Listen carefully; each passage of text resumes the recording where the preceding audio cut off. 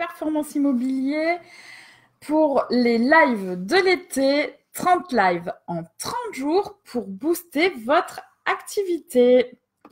Alors, j'attends que vous me rejoigniez, que vous vous connectiez pour démarrer notre live de ce soir. Alors, ce soir, on va parler prospection, puisque certains d'entre vous ont choisi dans leur défi de se lancer dans la prospection, faire des actions de prospection pendant 30 jours sans rien lâcher. Donc, je voulais justement les soutenir et parler de ce sujet-là. Je vais avoir 6 vérités à vous affirmer, on va dire, sur la prospection. Et du coup, on va faire ça sur plusieurs soirs, 3 ou 4 soirs au moins. Alors, il y a 2 personnes qui viennent de me rejoindre, sauf que là, pour l'instant, je ne vois pas. Est-ce que vous pouvez me dire si vous entendez et si la connexion est bonne? Soit par un petit pouce ou soit par un coucou dans le chat pour me dire que tout va bien. Ok. C'est bon? Alors, vérité numéro 1 en ce qui concerne... Salut Marjorie! Ah, tu es arrivée du premier coup, génial. Salut Pascal.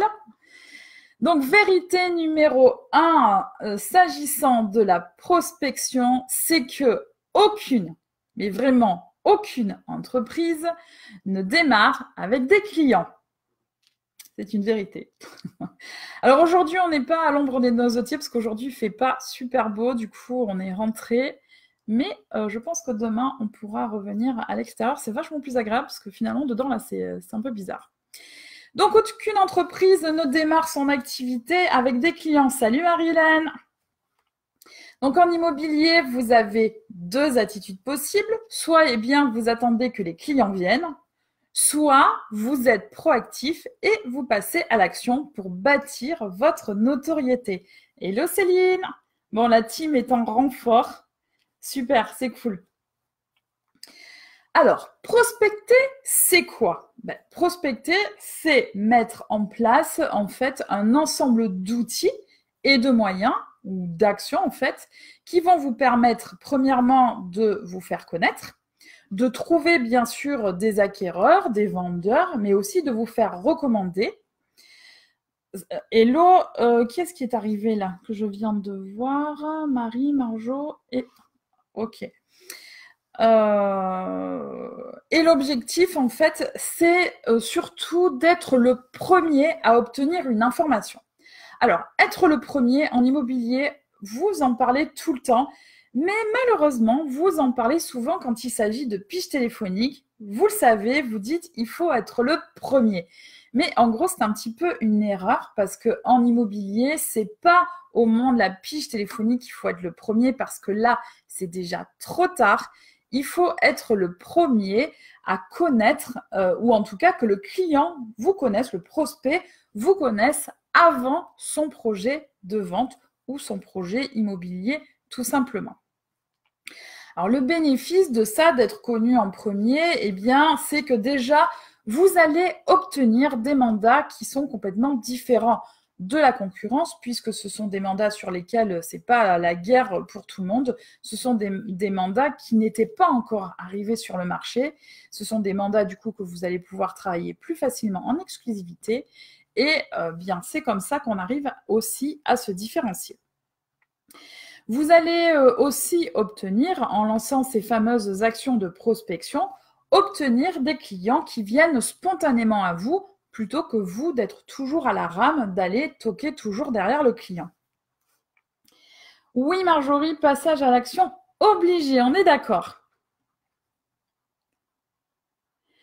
Le fait de prospecter et de mettre en place vos actions de prospection, ça va aussi vous permettre de générer un flux constant de prospects de façon régulière et ça sans du coup connaître les fameux creux de la vague, connaître le fameux travail en dents de scie que vous connaissez. C'est tout simplement parce que vous n'avez pas mis suffisamment une espèce de machine à prospect en place de façon régulière et récurrente. Et du coup, généralement, ce que vous faites, vous prospectez, vous prenez 3 ou 4 mandats et puis après, vous passez en commercialisation, vous lâchez la prospection et après, vous apercevez que vous n'avez plus de stock seulement. Pour retrouver des mandats, ça ne se fait pas du jour au lendemain. Il faut avoir travaillé une relation de confiance avec les gens, il faut leur avoir dit que vous étiez là et il faut bien sûr que le projet de la personne il soit prêt à être mis sur le marché. Les vendeurs mettent à peu près, je crois, 18 mois à se décider à mettre un bien en vente. Donc, vous avez vraiment tout à gagner à vous faire connaître avant que le bien soit mis sur le marché. Parce que comme ça, bonjour Pauline.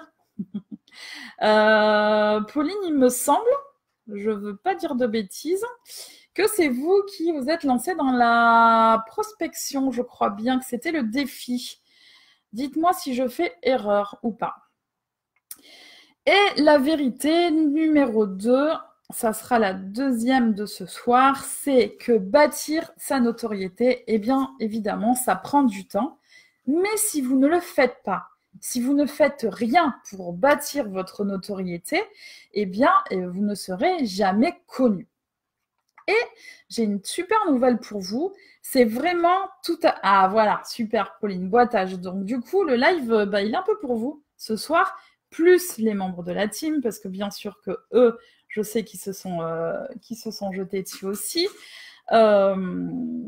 Oui, vous pouvez largement, parce que c'est souvent une question que j'ai, une remarque, on me dit, oui, il y a beaucoup de concurrence sur mon secteur, ou alors, alors ça vous inquiète, mais il y a aussi autre chose qui vous inquiète beaucoup, c'est, oui, mais il y a des gros acteurs en place qui sont là depuis hyper longtemps, mais alors ça, on s'en fiche.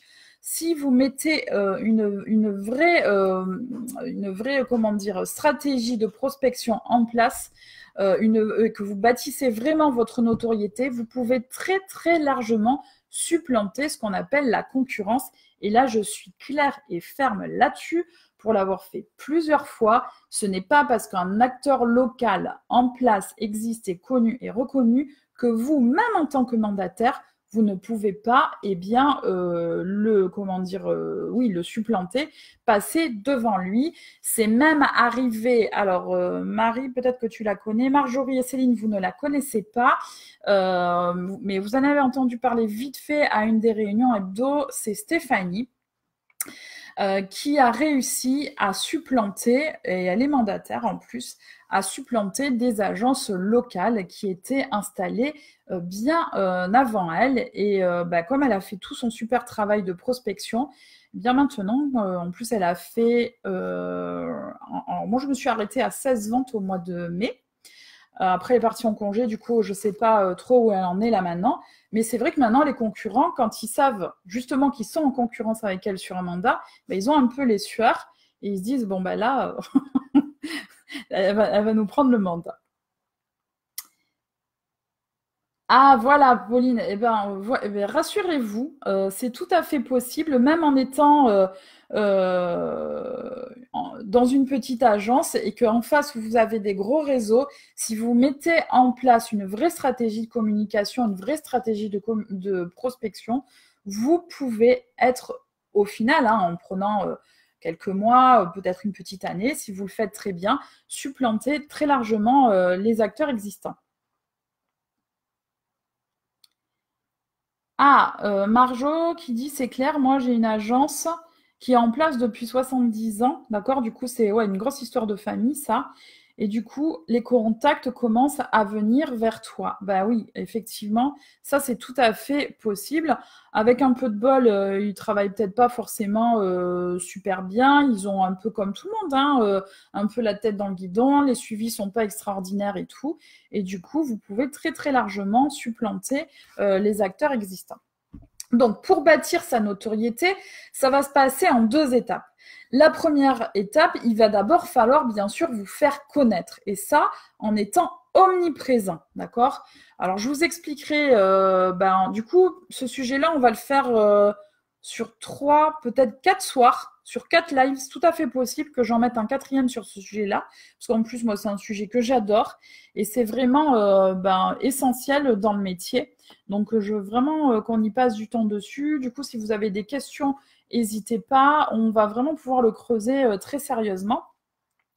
Donc j'étais en train de vous dire que oui, l'étape numéro 1, c'est de se faire connaître en étant omniprésent. Donc vous pouvez être omniprésent bien sûr localement, ça c'est très important de le faire localement, d'arrêter de travailler en étoile, parce que si vous travaillez en étoile, et ben, votre notoriété, elle va être plus longue et plus difficile à instaurer, d'accord? Et on peut faire aussi après de la réassurance avec le web, d'accord? Je regarde rapidement. Bonjour Benoît, super, re-bienvenue. Hello Jean-Baptiste, super, ah ben voilà, il y a les petits habitués qui reviennent, c'est cool.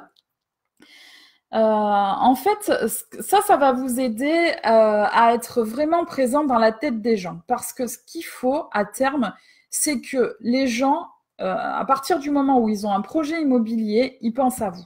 D'accord? Et faut vraiment avoir de l'omniprésence parce que les gens aujourd'hui sont hyper sollicités et c'est pas dit, même s'ils vous connaissent déjà, c'est pas dit que le jour où ils passent vraiment à l'action de vendre, qu'ils pensent tout de suite à vous parce qu'ils sont tellement sollicités qu'ils peuvent dire ah ben mince, il y avait cette personne. Donc c'est vraiment, il faut vraiment être là tout le temps, tout le temps, tout le temps, tout le temps pour toujours se rappeler à eux. Même pour ceux qui ont déjà bâti un petit peu leur notoriété, qui ont déjà vendu, n'attendez pas que vos clients pensent à vous. Il faut de temps en temps aller les revoir et vous rappeler à leur mémoire. Même si vous ont dit, je vous recommanderais parce que on est comme, enfin, ils sont comme nous, hein, on a la tête un peu dans le guidon, on court à droite, à gauche, et des fois, c'est un peu le dernier qui parle qui a raison, donc il suffit qu'il rencontre quelqu'un d'autre pour que l'affaire soit faite. Donc, surtout, ne vous faites pas oublier de vos clients. Prenez des nouvelles, mais de façon, vous n'êtes pas obligé d'être agressif, hein, d'avoir une communication agressive. Vous pouvez, de toute façon, ce qui marche le mieux, c'est de s'intéresser aux gens. Donc, prenez de leurs nouvelles, voir comment ça s'est passé, s'ils sont bien installés, s'ils sont contents, leur déménagement, comment ça s'est passé, etc. Et dites-leur que... Parce que des fois, les gens, ils vous voient travailler, ils voient que vous travaillez bien, ils ne pensent pas forcément que vous aussi, vous avez besoin d'aide. Donc, n'hésitez pas à leur dire qu'il y a des moments où vous avez besoin d'eux, tout simplement. Hello Christelle. Qu'est-ce que je voulais vous dire d'autre à ce sujet-là? Oui, alors ça va vous aider aussi, le fait d'avoir une vraie stratégie de prospection, de communication pour bâtir votre notoriété. Ça va tout simplement aider les gens à déjà vous avoir dans leur environnement, dans leur paysage local. Pour eux, ça va être une normalité de vous croiser régulièrement, de vous voir. Vous allez bâtir une vraie relation avec eux et du coup, vous allez inspirer confiance. Parce qu'aujourd'hui, c'est vraiment la confiance qui fait vendre. On ne peut plus vendre en one shot, hein, c'est terminé. Enfin, il y en a encore qui arrivent quelques-uns, mais c'est vraiment en train de s'épurer cette stratégie-là. Les gens ont vraiment besoin d'avoir confiance en vous, que vous leur apportiez de la valeur. Et ça, ce sont des choses que vous pouvez faire en amont du projet de vente, pour que le jour où ils aient envie de vendre, ils disent bon ben non, elle nous a donné déjà plein d'infos, ce qu'elle fait, on aime ça, elle est agréable, on la connaît, enfin bref, c'est ça qui va faire que les gens vont venir à vous. Et le truc génial, c'est qu'ils viennent à vous et qu'ils viennent à vous avant d'avoir vraiment lancé la commercialisation du bien, parce que vous serez le premier informé et là, vous allez être ce qu'on appelle le roi du monde. Voilà, en gros, je vous ai dit les deux vérités. Donc, je rappelle pour ceux qui viennent juste d'arriver, on va parler en fait pendant 3-4 jours de la prospection. J'ai 6 vérités à vous dire sur la prospection. L'idée, c'était de vous soutenir dans vos petits challenges et dans vos petits défis, parce que certains se sont mis comme défi de redémarrer ou de démarrer la prospection de terrain. Et comme moi, c'est mon dada, on va dire, j'adore ça et c'est ce qui fait vendre de toute façon. J'avais envie de vous soutenir là-dedans. Pour les nouveaux, je crois qu'il y a Christelle, il me semble que vous n'êtes pas encore venu dans ces lives. Le principe est que moi, j'ai été défiée par mon coach à vous faire 30 lives en 30 jours pour booster votre activité. Et j'avais envie de vous challenger vous aussi parce que passer à l'action, c'est vraiment le nerf de la guerre. C'est ce qui fait que derrière, on réussit. J'avais envie de vous booster un petit peu, de vous aider à passer à l'action. Donc, je vous propose, vous aussi, de vous lancer dans un défi 30 jours. Vous avez 30 jours. Alors, vous n'êtes pas obligé de démarrer aujourd'hui. Vous pouvez démarrer dans 2-3 jours quand vous êtes prêt de décider d'une action que vous allez mettre en place, que vous allez tenir pendant 30 jours. Vous ne lâchez rien pendant 30 jours. Vous l'annoncez pour vous engager personnellement avec la communauté. Et on fait le point dans 30 jours pour voir ce qui s'est passé. Et normalement, il devrait y avoir de belles choses qui se sont produites. Alors, Jean-Baptiste, tu m'as écrit... Ah, tu es en pleine négo? Ok, 30 000 euros d'écart. Ben, ça dépend sur quel montant, mais... Aujourd'hui, tu as fait de la pige et 2 rendez-vous. Alors, bien sûr, hein, je n'ai pas dit que la pige, ça ne marchait pas, mais la pige, c'est vrai que ce n'est pas le meilleur moyen pour avoir la confiance du client, parce que généralement, du coup, ils ne vous connaissent pas, et puis vous êtes nombreux à faire ça, c'est un peu plus dur de se démarquer. Pauline qui dit, mais comment je vais faire après les 30 jours de live? C'est-à-dire après, quand il n'y en aura plus, c'est ça? Après, il y a le blog, il y a le groupe, et puis on verra. Peut-être que moi, ça m'aura donné envie de continuer, je ne sais pas. On verra. On verra. Moi, pour l'instant, j'en suis à mon J5. Donc, il en reste un petit peu, hein, Pauline, quand même, il en reste encore 25. Donc, n'hésitez pas, si vous avez des questions sur la prospection, moi, j'avais 2 vérités à vous dire ce soir. C'était vraiment pour lancer le sujet de la prospection parce qu'on va y passer 3 ou 4 lives là-dessus. C'est très, très important. Donc, n'hésitez pas si vous avez des questions ou quoi que ce soit. Eh bien, je suis là pour vous répondre. Alors, ok. Du coup, Pauline, vous l'avez lancé, ça y est, vous avez démarré votre défi ou pas encore? Parce que je sais ce que c'est. Marjo qui me dit 365 jours de live moins 30. Il y a du boulot, ouais, tu m'étonnes. Rien que pour les sujets, ça va être un vrai casse-tête. Donc, du coup, il faut que vous m'aidiez là. Hein. Moi, j'attends vraiment que vous m'aidiez, que vous me posiez des questions, que vous me lanciez des sujets que vous avez envie que j'aborde. Moi, je suis prête. Hein. Là, de toute façon, j'ai pas le choix. Hein. 30 jours, il faut que je lâche rien. J'ai pas l'intention de lâcher d'ailleurs, parce qu'au final, je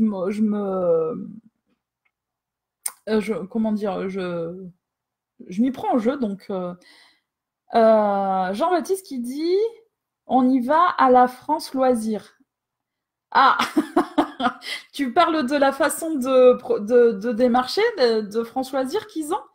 Est-ce que tu peux préciser? Parce que là, j'ai pas exactement compris. Agnès qui est là. Salut Agnès. T'es en mode addict, toi. On se voit pas assez, en fait. Faut faire l'apéro, moi, je crois. C'est ça, en fait. C'est un message subliminal, Agnès, que tu as là. Je le sens. Ah, Pauline, génial, qui a démarré le défi aujourd'hui. Yes! Bon, alors, go. Donc, Pauline, ratez pas les 3 autres ou 4 autres lives sur la prospection, parce que honnêtement, je l'ai presque un peu fait pour vous. Enfin, pas que, parce qu'il y en a d'autres qui sont lancés sur ce sujet-là aussi. Mais je vais vous donner 2-3 petits tips hyper intéressants. Marjo qui dit un apéro live. Ouais, écoute, pourquoi pas. Je pense que le 30e live, on pourra faire ça, pour fêter les défis de tout le monde, parce qu'on en est au 5 ou 6e participant dans ce défi, donc c'est hyper cool. Moi, je suis hyper ravie que vous passiez à l'action parce que c'était vraiment l'objectif de ça. Je vous l'ai dit, hein, je vous l'ai annoncé dans le premier, l'idée c'était vraiment de vous aider à passer à l'action et c'est bien plus facile quand, on s'engage personnellement Et puis quand on le fait de façon un petit peu comme ça officielle pour ne pas lâcher derrière. Oui, Pauline, bien sûr, il y a les replays s'il faut. Je les laisse, hein. Normalement, dans le défi, ils sont pas censés y être. Mais je trouve que ça a tellement de valeur que je trouve ça hyper intéressant que vous puissiez les voir dans un second temps. Du coup, est-ce que vous avez des questions au sujet de la prospection? Alors, de préférence par rapport aux deux vérités dont je viens de vous parler, mais on peut aussi aborder n'importe quel sujet dans prospection. Moi, je suis prête. Hello Sandrine. Alors Sandrine, est-ce que vous avez envie, je ne sais pas si vous êtes venue aux autres lives, peut-être que vous les avez vus en replay ou alors je ne vous avais pas vu dans le chat. Est-ce que ça vous a donné envie de passer à l'action et est-ce que vous avez trouvé un défi? Parce que les autres... Et d'ailleurs, Jean-Baptiste, peut-être qu'il pourrait y avoir un petit défi pour toi aussi. Tu n'as pas envie de te lancer dans un 30 jours de défi avec nous là?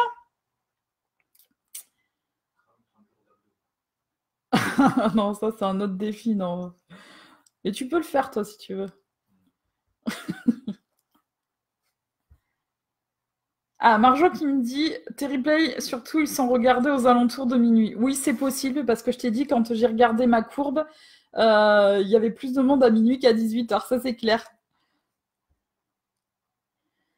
Ah, Sandrine qui me dit, c'est gentil ça. Vous démontrez juste que ce domaine n'est pas forcément un domaine de requin. Oui, tout à fait. Pas encore pour le défi. Ok. Vous avez une petite idée? Est-ce que ça vous donne envie de vous jeter à l'eau? Alors un défi, forcément, c'est sur une action où d'habitude, on a un petit peu procrastiné dessus, hein. On n'osait pas trop passer à l'action parce qu'on avait peur ou pour plein d'autres raisons, on savait pas trop comment le mettre en place. Donc là, justement, l'idée, c'est de le faire tous ensemble. Ah, ok. Jean-Baptiste, du coup, c'est depuis qu'on a lancé les lives que tu as fait, que toi aussi, du coup, tu participes. Donc, prospection, du coup, je suis en train de voir. Pauline qui me dit, j'ai du mal à prospecter par téléphone, alors j'envoie des SMS et j'obtiens des rendez-vous. Eh, génial, super. Alors oui, ça, c'était un petit peu, il me semble que j'en ai parlé hier ou avant-hier de ça, qu'il ne faut jamais rester bloqué sur une action de prospection et trouver parfois des moyens détournés, le temps qu'on s'habitue un petit peu mieux, qu'on ait un peu moins peur de le faire, de trouver des moyens détournés. Et en plus de ça, franchement, faire de la prospection SMS, c'est parfois, même souvent, beaucoup moins agressif que de le faire au téléphone parce que les personnes...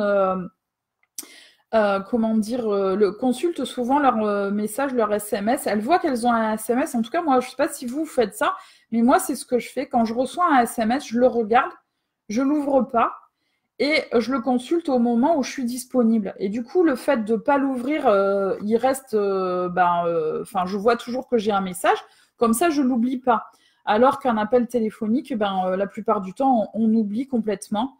Et moi, je trouve que c'est déjà mieux, ne serait-ce que le fait de pouvoir le consulter à un moment où on est disponible. Parce que c'est vrai, quand vous appelez, des fois, la personne, elle peut venir d'avoir une situation un peu stressante et du coup, elle va pas être hyper open au téléphone.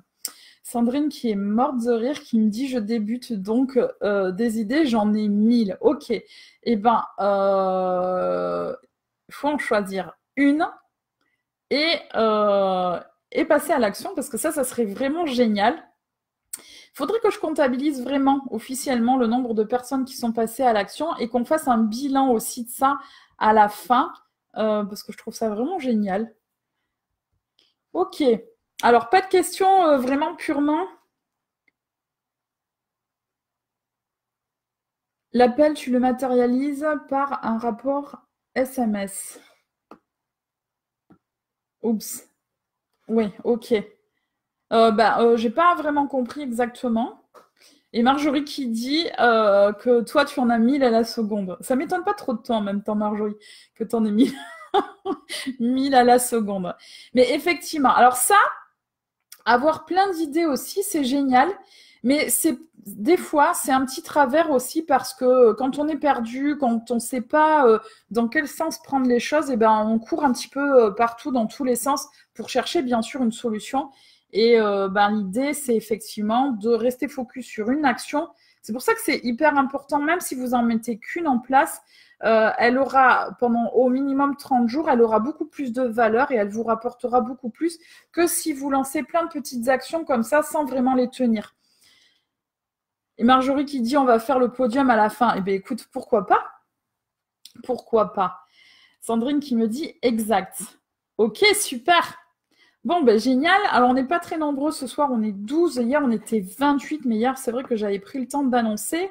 En fait, aujourd'hui, je n'ai pas annoncé parce que je n'étais pas décidée sur mon sujet. Je ne savais pas trop ce que j'allais faire. Je me suis un peu décidée à la dernière minute. Donc, c'est pour ça que ça m'aide, moi, si vous me lancez sur des sujets. Mais là, comme on va parler de la prospection pendant 4 jours, je vais pouvoir l'annoncer pour que les autres viennent aussi participer.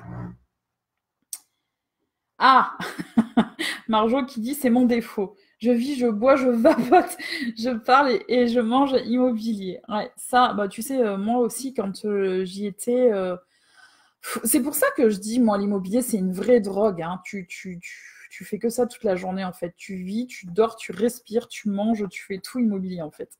Donc effectivement, c'est vrai. Donc, est-ce que déjà vous êtes OK avec les 2 premières vérités sur la prospection prospection tout court? Parce que la prospection téléphonique, c'est une action parmi tant d'autres. D'ailleurs, tiens, si je pouvais, ça, je peux vous le dire dès ce soir.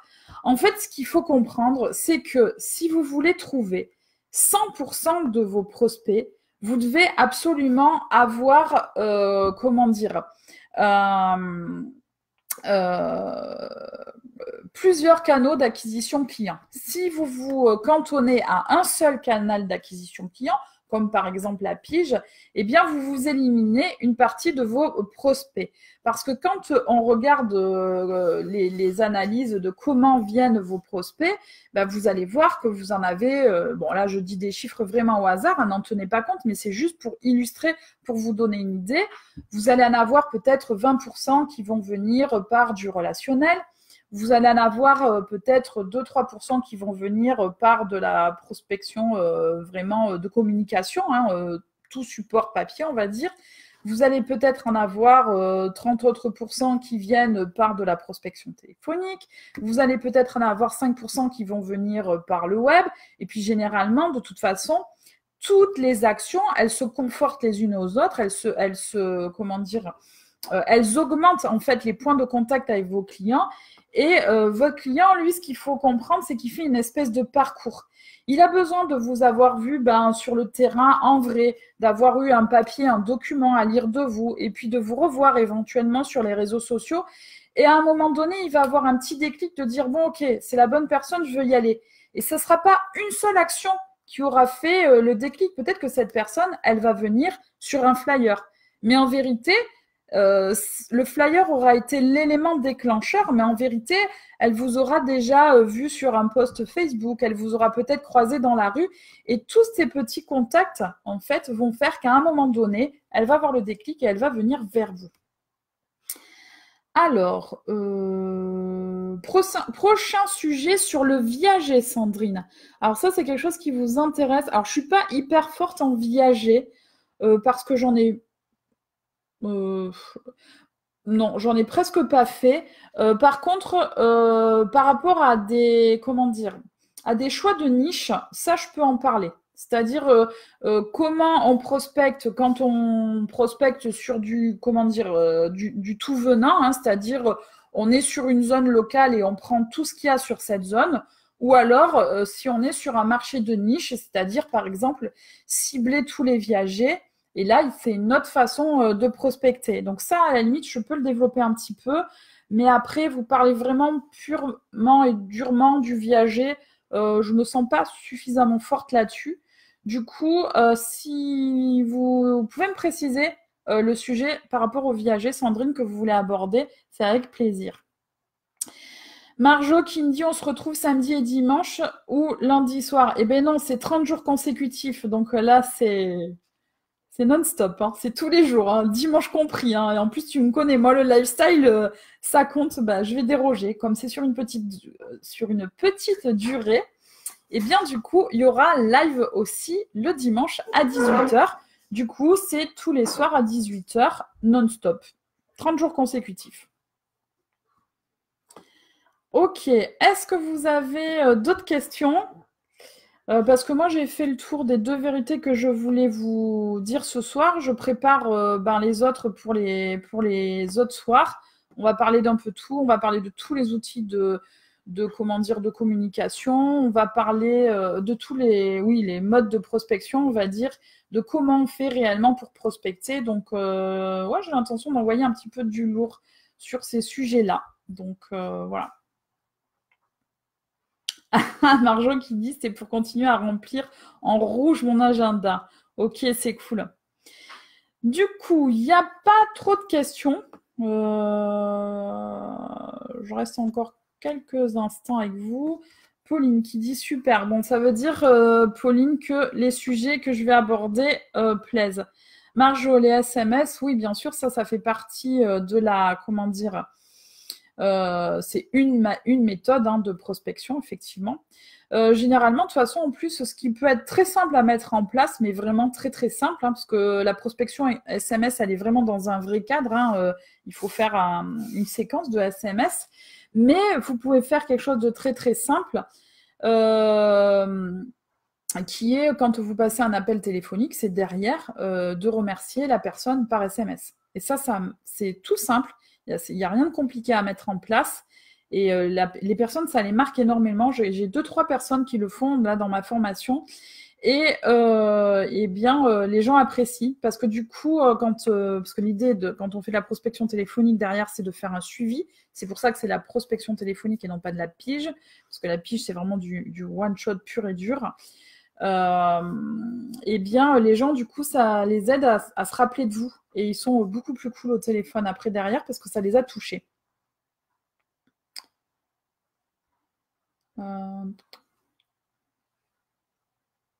Alors, Marjo, tu me dis, en fait, c'est le sujet qui me manque avec les fréquences. C'est-à-dire, comment prospecter exactement, c'est ça, comment mettre en place ta prospection, j'imagine. Et Sandrine qui me dit tous vos sujets sont intéressants, donc du coup c'est cool, et que vous c'était du coup plutôt vraiment sur le viager pur et dur. Non, là je serais pas calée là-dessus. Après bon, je connais pas rien des viagers, mais je pense que si c'est vous quelque chose qui vous intéresse vraiment, je le saurais pas assez. Voilà, j'ai des petites failles, hein. J'ai des petites failles. Ok, super. Donc, moi, ce que je vous propose, c'est qu'on se retrouve demain soir à 18 h en live et on continue notre sujet de prospection. J'aurai 2 autres, vérités à vous donner sur la prospection. Du coup, je vous souhaite une excellente soirée. On se retrouve en live demain à 18 h. J'espère sous les noisetiers, parce que finalement, moi, dehors, je trouvais ça plutôt sympathique. Et on se retrouve demain en live. Belle soirée!